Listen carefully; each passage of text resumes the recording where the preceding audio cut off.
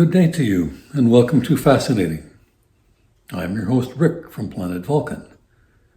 My ongoing mission on planet Earth to search for signs of intelligence and to encourage its spread. I also gather evidence about ignorangi, that is, knowing that which is not true, and try to discourage its spread. Contributing editor Slancha Nazdrovia has submitted the following listicle aimed at helping Earthlings who have until recently been unaware of any alternative to intelligent design thinking, who started their exposure to intelligent design thinking with their mother's milk, and who continue to hear nothing else but intelligent design thinking throughout their formal education. Slancha writes, "Intelligent design thinking is bad science. And bad science leads to poor decisions and to much unnecessary stress and misery for humanity. In spite of this obvious proposition, and in spite of its progress in scientific circles, evolutionary thinking is making slow headway in many areas of thought outside the natural sciences. If you have by now at least been introduced to evolutionary thinking, and you are beginning to realize that you would benefit from substituting it for the intelligent design thinking we all grew up with, I believe you will find the 10 hints that follow quite valuable as you try to make the transition. It can be quite confusing when you are shooting for an entirely new way of thinking, so be patient with yourself. Hint number 1, most importantly, jettison the idea that the existence of order in natural or social systems can only be explained by supposing that it was the result of intelligent design. Come to the realization that order in any system can and does come into being by a process of spontaneous emergence. The phenomenon of emergent order is pervasive, and you will see it everywhere once you learn to recognize it. As the legendary Buckminster Fuller explained it, a system is organized by the energy flowing through it. I suspect that for a follower of a theistic religion, accepting the notion of spontaneous order will be especially difficult, because it undercuts an important element of support for belief in a divine creator, and thus casts doubt on the cherished hope of eternal life in paradise. Not an easy thing to give up on. This is not to say that acceptance of the phenomenon of emergent order and all that it implies will not also be difficult for those whose thinking is not theistic, but who have been convinced that order in our socioeconomic system is proof of intelligent design, that someone must be giving orders if you observe order, and that if you don't like the order that you see, the remedy is to become the one who is giving orders. For these people, the notion of spontaneous order undercuts an important element of support for belief in the efficacy of deus ex machina style intervention as a means to betterment of life on Earth. Hope of success in political intervention presupposes the ability of persons to exercise the insights and powers that a deity would supposedly have, which of course persons do not have. And for intelligent design adherents in every camp, adopting the scientific way of thinking about order is likely to lead to vilification and shunning by those who stubbornly cling to the old ways and judge you as a heretic and a betrayer of your presumed pledge of solidarity. So be prepared for this, as people you thought were your friends subject you to abuse. And be prepared to comfort yourself with the fact that people who would do this to you were never your friends, and that 10 years from now you will have lost contact with most of them anyway, even if you had not strayed from the fold. Hint number 2. Deep six the idea, which is practically an article of faith among intelligent designers, which says that all of history is properly explained in terms of struggles between social classes. This idea is a simple, easy-to-understand wrong answer to the question of how to conceive of a social system in all of its complexity, that is, as a superorganism with a life of its own, and not something that is or can be under anyone's control. Hint number 3. Continue by achieving an understanding of the theory of games to the point where you really get it, that not every transaction within society can be described as zero-sum. Zero-sum says that there must always be a loser if there is a winner. A generalization that is the exact opposite of this is actually more valid. In the real world, most transactions take place for mutual gain, else why agree to transact in the first place? And yet people cling with great tenacity to the notion that stems from zero-sum thinking that there must be victims everywhere simply because you observe winners everywhere. Hint number 4. Recognize as hubristic the attitude which makes you believe that you and other members of what you regard as a natural aristocracy of benevolent despots have the ability to imagine a particular ideal social structure, and that you can bring your ideal structure into being by gaining the authority to tax and spend and to employ coercive measures such as prohibitions and requirements, with the aim of regimenting individual behavior. That trick never works, as Rocky was fond of saying to Bullwinkle. Hint number 5. Ditch the notion of a political spectrum described as left and right. This model was inherited from the circumstances of the French Revolution of 1789, where the supporters of the king and the ancient regime sat on the right side of the assembly and the supporters of the revolution sat on the left. The complexity of viewpoints in today's world cannot be usefully modeled in this way. Once you begin looking closely at the overused labels of left and right, you will see that in a lot of cases it just doesn't fit.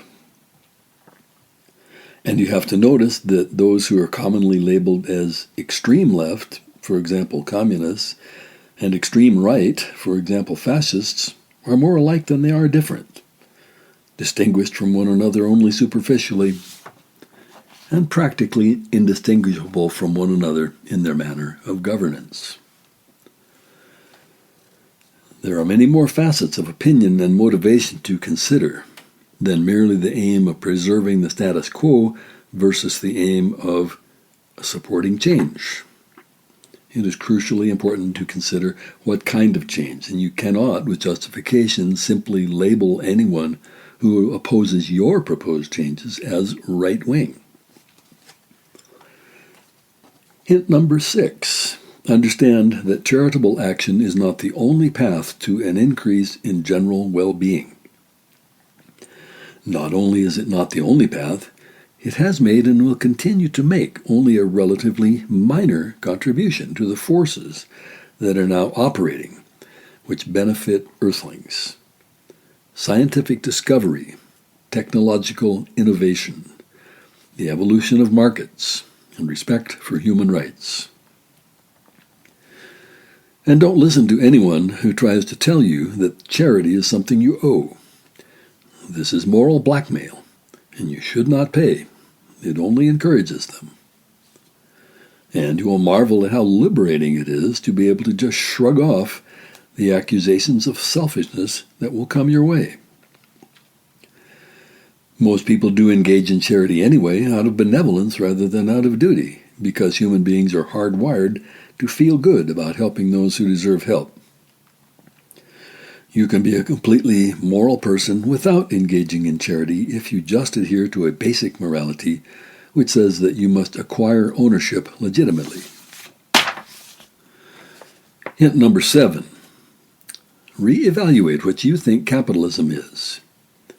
You need to be aware that if you react with strong negative emotion to this term, it is because you have been conditioned like one of Pavlov's dogs by your education and by the cool zeitgeist generated by late-night TV and Hollywood.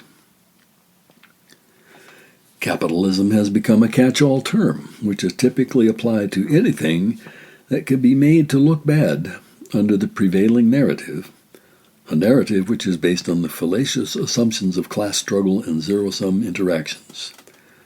That's too bad, because capitalism, without the connotations it has been stuck with, is important to understand. At its heart, capitalism is no more and no less than an evolved system, not a designed system, of production and commerce, which is based on the notion of individual freedom to make judgments and choices. From individual human actions based on the choices people make arise the ever-changing, functioning structures we see around us. It is simply wrong to say that there must be someone in authority who is imposing things on us if your only evidence for the proposition is the existence of order. Capitalism is the only process that deals with the unavoidable problem of scarcity. Scarcity is defined as the difference between the aggregate of what people want and the aggregate of available stuff. That is, people always have and presumably always will collectively want more than there is. Pious pronouncements about how everyone has a right to food, shelter, clothing, transportation, and medical care, etc., merely reveal that the speaker has not come to grips with the fact of scarcity. They just assume it away, even if they have heard of it, which many of them haven't, obviously. Some opponents of capitalism, to their credit, at least understand the problem of scarcity, but their solution is typically higher rates of taxation. Not to their credit is the unrealistic assumption that the sheep will consent to be sheared year after year indefinitely. Capitalism is a system based on competition. Many people believe that competition is the opposite of cooperation, and that cooperation is better than competition because it's nicer. This is a false dichotomy, because competition can be and usually is a form of cooperation. Businesses compete with each other for customers, and consumers compete with each other for goods and services. And as long as no one is turning over the chessboard, that's a good thing for the economic system. You only need to look around you for evidence of widespread cooperation, making sure before you do the looking to remove any presumption that the transactions you are witnessing are zero-sum.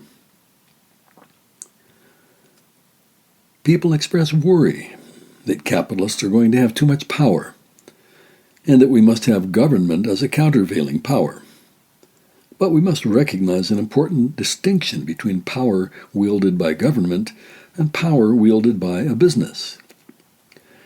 The distinction is that when dealing with power wielded by a business, you can choose among competing substitutes, and you can even become a competitor. When dealing with power wielded by government, freedom to choose is not a thing.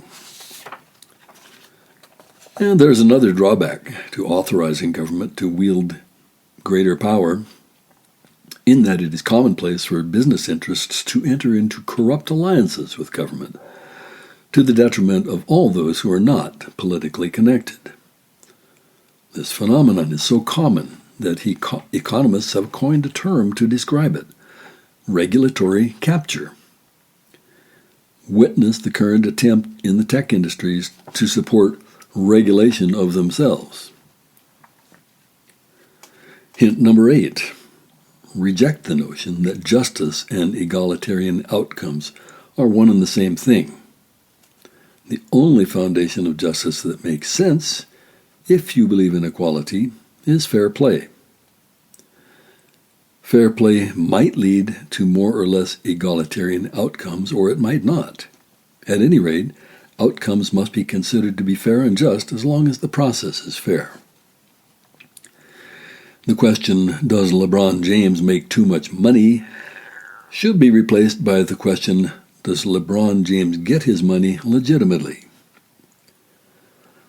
And consider for a moment exactly how an attempt to implement something like income equality would work in practice. The presumption that the advocates of redistributing are making is that income inequalities are due to institutional arrangements that have been designed to reward a class of oligarchs. So all you will really be doing by redistribution is to compensate for this fact, stealing from the stealers. The support for this presumption comes just from the statistical fact of unequal incomes, which is all the proof a shallow thinker needs to agree there must be dirty pool being played. Classic example of circular thinking. But the fact you will have to face, if you're the one in charge of the leveling, is that the income which is generated within the productive process naturally tends to flow to those who are creating value. More value, more income. Less value, less income. So, if you wish to achieve equal outcomes, you'll need to contrive some way to, let us say euphemistically, divert income from those who are creating lots of value to those who are creating less value or no value. And you will have to concern yourself with the feedback effects of your diversion in the form of the altered incentives that will now be facing those whose income you are diverting. Those who are creating the value tend to get very stuffy about what they regard as the theft you are perpetrating, and they will employ all sorts of ingenious tactics to oppose your contrivances, including simply moving to a different jurisdiction, like a European soccer player. Or maybe they will just stop trying as hard, or even retire. And of course, it is also true that your diversion will alter the incentives that face the recipients of your largesse. When you implement policies which realign incentives, even though it was not your intention to do so, people stop behaving the way you need them to behave if your scheme is to be sustainable. This incentive problem, one of several chronic problems with this type of social engineering that economist Friedrich Hayek pointed out, will inevitably lead to the imposition of coercive measures by those in authority. Many of you, out of the kindness of your hearts, still wish to cling to the idea that engineered outcomes is something in the realm of possibility. It's not. Not even if people voted unanimously for it to be so. Nature allows us to choose means but not ends. But what about the demonstrated fact that people feel bad when they compare themselves to those who are better off? How can we possibly help them without income redistribution? There is an obvious and simple response to this question. Stop igniting envy and fanning the flames by telling people to compare themselves with others, by telling them that they're being cheated and telling them that their work has no dignity. There's really no point to the exercise unless you're recruiting people for an ideological crusade. Studies of happiness and life satisfaction have revealed that unhappiness and dissatisfaction are what emerge from this practice. Happiness and satisfaction do emerge from living as a proud, productive adult with a good family life. Hint number 9. Understand that not all relationships among humans can be characterized as power relationships. This might have been true and might still be true in past and present hierarchical societies. But in advanced economies in our world today, most relationships are consensual and contractual, and between those who are equal before the law. Hint number 10. Be wary of factions, coalitions, and parties. Always remember that your first loyalty must be to ideas, and that party loyalty is frequently at odds with consistently good ideas. And if you are loyal primarily to ideas, you and others who are loyal to the same ideas will, by coincidence, and not by solidarity, be aligned. Thanks to Slancha for this article. I hope many Earthlings will find value in this advice. I invite you to have a look at the next video on the fascinating YouTube channel. If you find these essays personally valuable, please give it a like, recommend it to your friends, and subscribe. Theme music, Helium, with thanks to Track Tribe. Live long and prosper. Savor your experiences. Treasure your memories. Anticipate a happy and rewarding future. And respect nature's wisdom.